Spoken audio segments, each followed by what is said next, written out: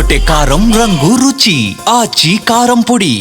సంక్రాంతి సందర్భంగా కోడి పందాలు జోరుగా సాగుతున్నాయి.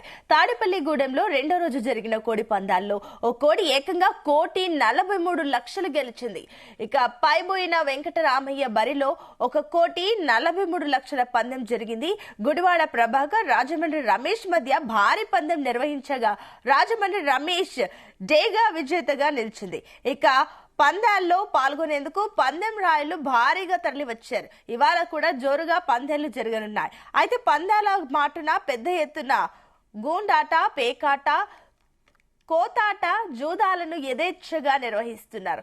3 రోజుల్లో కలిపి 1000 కోట్లకు పైగా నగదు చేతులు మారుతుందని అంచనా. ఇక భీమవరం, ఉండి, దెందులూరు, తాడేపల్లిగూడెం, నూజివీడు, ఉంగుటూరు, తణుకు తదితర చోట్ల ఏర్పాటు చేసిన పెద్ద బరుల వద్ద బౌన్సర్లను ఏర్పాటు చేస్తారు.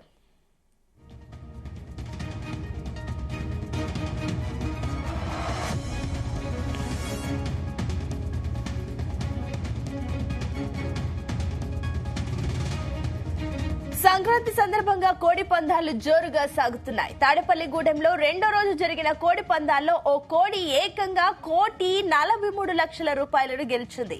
పైబోయిన వెంకటరామయ్య బరిలో 1,43,00,000 పందెం జరిగింది. గుడివాడ ప్రభాకర్, రాజమండ్రి రమేష్ మధ్య భారీ పందెం నిర్వహించగా రాజమండ్రి రమేష్ డేగా విజేతగా నిలిచింది. ఇక పందాల్లో పాల్గొనేందుకు పందెం రాయుళ్లు భారీగా తరలివచ్చారు. ఇవాళ కూడా జోరుగా పందాలు జరగనున్నాయి. ఈ పందాల మాటున పెద్ద ఎత్తున గూండాట, పేకాట, కోతాట, జూదాలను యథేచ్ఛగా నిర్వహిస్తున్నారు. 3 రోజుల్లో కలిపి 1000 కోట్లకు పైగా నగదు చేతులు మారుతుందని అంచనా.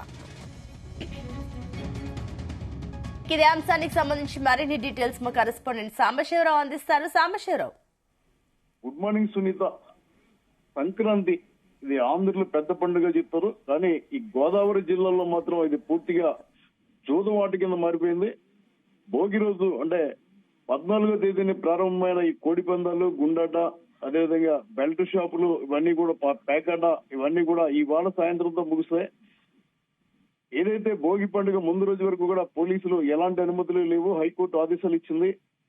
దీంతో ఎవరైనా క్రీడలకు పాల్పడితే వారిపై క్రిమినల్ కేసులు పెడతామని చెప్పడం జరిగింది. అదేవిధంగా జిల్లా ఎస్పీలు, జిల్లా కలెక్టర్లు కూడా ప్రత్యేకంగా ప్రెస్ మీట్లు పెట్టి హెచ్చరికలు జారీ చేశారు. కానీ భోగి పండుగ తెల్లవారుజామున 3 గంటల నుంచే భోగి మంటల కంటే ముందే కోడి పందాలలో కోళ్లు ఎగరడం జరిగింది. ముఖ్యంగా చెప్పాలంటే అటు పశ్చిమ గోదావరి, ఇటు ఉమ్మడి తూర్పు గోదావరి, అంటే తూర్పు గోదావరి సంబంధించి అమలాపురం, బిఆర్ అంబేద్కర్ కోనసీమలో, కాకినాడ జిల్లాలో, అదేవిధంగా అటు పశ్చిమ గోదావరి వెళ్తే భీమవరం, ఉండి, దెందులూరు, తాడేపల్లిగూడెం, నూజివీడు, ఉంగుటూరు, తణుకు తదితర ప్రాంతాల్లో కూడా ఈ కోడి పందాలు నిర్వహించి కోడి పందాలకు వచ్చిన వాళ్ళు కూడా క్యాష్ లేకపోయినా ఈ క్రెడిట్ డెబిట్ కార్డు తీసుకుంటే సరిపోతే ఇక్కడే ఫోన్ పే, కొంతమందికి ఫోన్ పే కావాలంటే 1000కి 100 రూపాయలు తీసుకుని 10% తీసుకుని డబ్బులు ఇవ్వడం కూడా జరిగింది. ఇలా విడిగా డబ్బులు ఖర్చు పెట్టారు. ఓట్లలో పందాలు కాస్తారు. తాడేపల్లిగూడెంలో అయితే 1,43,00,000 పందెం గెలిచిందో కోడి. అంటే అతను ఎంత కాలం డబ్బులు దాచుకుని ఉంటే ఒక 10 నిమిషాల వ్యవధిలోనే పందెం అయిపోయింది. దీనివల్ల చాలా మంది రోడ్డును పడే పరిస్థితి ఏర్పడింది. ఏదైతే ఈ కోడి పందాలు ఉన్నాయో, గుడివాడ ప్రభాకర్, రాజమండ్రి రమేష్ మధ్య ఈ పందాలు నిర్వహించాయి. రాజమండ్రి రమేష్ చెందిన డాగా అనే కోడి విజేతగా నిలిచింది. ఇది కూడా పందాలు ఇష్టం వచ్చినట్టు వేసేయడం కాకుండా కొంతమంది కుక్కుడు శాస్త్రాన్ని దగ్గర పెట్టుకుని ఏ టైంలో ఏ కోడి గెలుస్తుంది, ఏ కోడి చనిపోతుంది అనే కుక్కుడు శాస్త్రం అనే కోడి పురాణాన్ని దగ్గర పెట్టుకుని దాని ఆధారంగా పందెం వేయడం జరిగింది. కోడి పందాలకు అంతకు మించిన స్థాయిలో గుండాటలు, ఇది చాలా డేంజర్ ఆట అని పోలీసులు కూడా చెప్తుంటారు. ఎందుకంటే ఏదైతే ఈ గుండాటం నిర్వహిస్తాడో అతని చేతిలోనే ఏ నెంబర్ రావాలనేది ఉంటుంది. బోర్డు మీద ఉన్న నెంబర్లో డబ్బులు ఎక్కడ ఎవరు ఎక్కువ పెట్టారో అది కాకుండా తక్కువ ఉన్న నెంబర్ తీయడం అనేది ఇది జిమ్మిక్ లాంటి ప్రక్రియ. ఇలాంటివన్నీ కూడా పూర్తిగా గోదావరిలో సంప్రదాయాలని, సంస్కృతిని చంపేసని చెప్పాలి.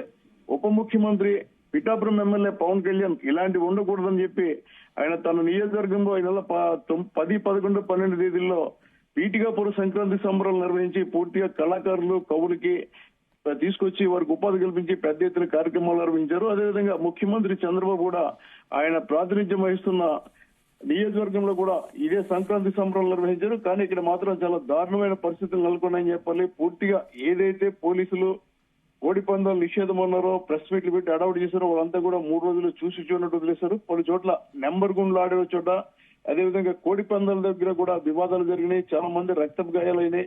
అయితే ముఖ్యంగా చెప్పాలంటే గత ఏడాది 2025 జనవరి 15వ తేదీన జనసేన ఏదైతే క్రమశిక్షణ కమిటీ చైర్మన్ వేములపాటి అజయ్ ఉన్నారో ఆయన చాలా కీలక నిర్ణయం తీసుకుని కంకిపాడు వద్ద నిర్వహించిన కోడి పందాల్లో ముప్ప గోపాలకృష్ణ అనే పెనమలూరు నియోజకవర్గ నేత పవన్ కళ్యాణ్ ఫ్లెక్సీలు పెట్టారు, పార్టీ ఫ్లెక్సీలు పెట్టారని చెప్పి ఆయన పార్టీ నుంచి సస్పెండ్ చేయడం జరిగింది. ఈసారి బరి తెగించేసి నేరుగా ఎవరికి వాళ్ళే కోడి పందాలు ముఖ్యంగా పవన్ కళ్యాణ్ లోకల్ జనసేన ఎమ్మెల్యేలు పెట్టి ఇది కాకినాడ రూరల్ లో చాలా స్పష్టంగా కనపడింది. రూరల్ ఎమ్మెల్యే పవన్ కళ్యాణ్ వీరితో పాటుగా చంద్రబాబు మంత్రులు ఫ్లెక్సీలు కట్టి కోడి పందాలు ఆడించారు. ఏంటంటే ఒకవేళ పోలీసులు వస్తే కూడా ఫ్లెక్సీలు చూసి వెళ్ళిపోవాలని పెట్టడం జరిగింది. మరి లాస్ట్ ఇయర్ సస్పెండ్ చేశారు కాబట్టి ఈసారి కాకినాడ రూరల్ లో ఎమ్మెల్యే మీద చర్య తీసుకుంటారా లేకపోతే అనుచరుల మీద చర్య తీసుకుంటారా అన్నది కూడా తేలాల్సి ఉంది. ఒక్క నియోజకవర్గమే కాదు మొత్తం అన్ని ప్రాంతాల్లో ఇదే పరిస్థితి. 3 రోజులు వాళ్ళు అక్కడే ఉండేలాగా మరీ విడ్డూరంగా చెప్పాలంటే ఈ ఏదైతే కోడి పందాలకు టెంట్లు వేస్తారో కొన్ని చోట్ల ఏసీలు కూడా అమర్చారు. కోనసీమ వంటి ప్రాంతాల్లో కోడి పందాల దగ్గరే రికార్డింగ్ డాన్సులు ఏర్పాటు చేస్తారు.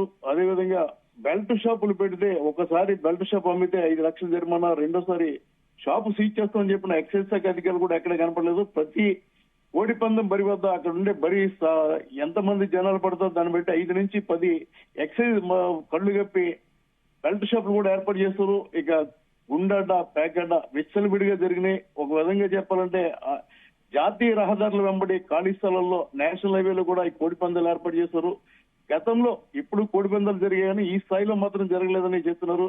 అటు ముఖ్యమంత్రి ఉప ముఖ్యమంత్రి వార్నింగ్ ఇచ్చి ఇటు జోలికి వెళ్ళొద్దని చెప్పిన తర్వాత కూడా ఆ పార్టీల నాయకులు ఎమ్మెల్యేలు సినిమా నటులు ముఖ్యంగా తూర్పు గోదావరి నుంచి పశ్చిమ గోదావరి నుంచి తూర్పు గోదావరి ఉన్న స్థాయిలో ఈ పందాలు జరిగాయి. భీమవరం బాగా ప్రసిద్ధిగాంచింది కోడి పందాలకి. ఈసారి కూడా భీమవరం తన రికార్డు సృష్టించింది. గతంలో 1,20,00,000 ఉంది, ఈసారి 1,41,00,000 ఒక పుంజు సంపాదించుకుంది. ఈ 1,000 కోట్లు ఈ 2 ఉమ్మడి జిల్లాల్లో అంటే కాకినాడ, బిఆర్ అంబేద్కర్ కోనసీమ, తూర్పు గోదావరి, పశ్చిమ గోదావరి, ఏలూరు ఈ 5 నియోజకవర్గాలు కలిపి దాదాపు 1,000 కోట్లు ఈ 3 రోజులు కలిపి కోడి పందాలు గుండాట పేకాట మద్యంకి తగిలేయడం జరిగింది. ఎంతమంది జీవితాలు నాశనం అయిపోయిందని కూడా జరుగుతుంది. ఇవాళ సాయంత్రం 5 తర్వాత పోలీసులు రంగంలోకి దిగుతారు, దాడులు చేస్తారు, కొంతమందిని పట్టుకుంటారు, అరెస్ట్ చేస్తాం అని చెప్తారు. అయితే ఈసారి మాత్రం అన్ని జిల్లాల ఎస్పీలు కలెక్టర్ చాలా స్పష్టంగా చెప్పారు. కోడి పందాలు దీనికి సంబంధించి ప్రతిదీ మేము రికార్డ్ చేస్తున్నాం, హైకోర్టుకి రికార్డ్ ఇస్తామని చెప్పారు. నేరుగా 1,41,00,000 కోడి పందెం గెలిచిందని విజేతలు ప్రకటించినప్పుడు మరి అది హైకోర్టు కూడా పంపుతారా లేదా? అదేవిధంగా ఇన్కమ్ ట్యాక్స్ అధికారులు దీని మీద ఎలాంటి చర్యలు తీసుకుంటారు? ఒకే వ్యక్తి కేవలం 10 నిమిషాల వ్యవధిలో 1,41,00,000 పందెం కాస్తారంటే ఇన్కమ్ ట్యాక్స్ అధికారులు ఎవరి మీద దాడులు చేస్తారన్నది కూడా తేలాల్సి ఉంది. ఈ సాయంత్రం 5 గంటల నుంచి కూడా సినిమాల్లో ఏదైతే పోలీసులు అంతా అయిపోయిన తర్వాత లాస్ట్ వచ్చి అరెస్ట్ అంటారో అదే టైప్ లో ఇవాళ 5 తర్వాత పోలీసులు అడవడం ప్రారంభమవుతుంది. పోలీసు అధికారులు కూడా చెప్పడం జరిగింది. కాకినాడ జిల్లాకు సంబంధించి ఒక బరిలో మన మన్యం జిల్లాలో పనిచేస్తున్న ఒక అదనపు ఎస్పీ సివిల్ డ్రెస్ లో వచ్చి కోడి పందాలు కాసిన సంఘటనలు కూడా ఉన్నాయి. పోలీసులు కూడా చూసి వెళ్లారు. అంటే పోలీసులే స్వయంగా ఇలా పందాల్లో పాల్గొంటే ఇక చట్టాన్ని ఎవరు రక్షిస్తారు? చట్టం ఎంతమందికి చుట్టమవుతుంది అర్థమవుతుంది. ఈ 3 రోజుల్లో జరిగిన పేకాట, గుండాట, మద్యం, అదేవిధంగా ఈ కోడి పందాలకి ఈ రోజు సాయంత్రం 5 గంటలతో తెరపడుతుంది. మళ్ళీ రేపటి నుంచి ఎవరి పనులు వాళ్ళు చేసుకుంటారు. కానీ ఈసారి మాత్రం కాకి అంటే రాజకీయ నాయకులు గెలిచారు, కాకి ఓడిపోయింది, ఖద్దరు నెగ్గింది, అదేవిధంగా పోలీసులు ఓడిపోయారు, కత్తి గెలిచిందని చెప్పి బయట మహిళా సంఘాలు కూడా మండిపడుతున్నాయి. పోలీసుల పనితీరు మాత్రం పెద్ద ఎత్తున విమర్శలు వస్తున్నాయి. Sunitha, right, thank you Sambasivarao.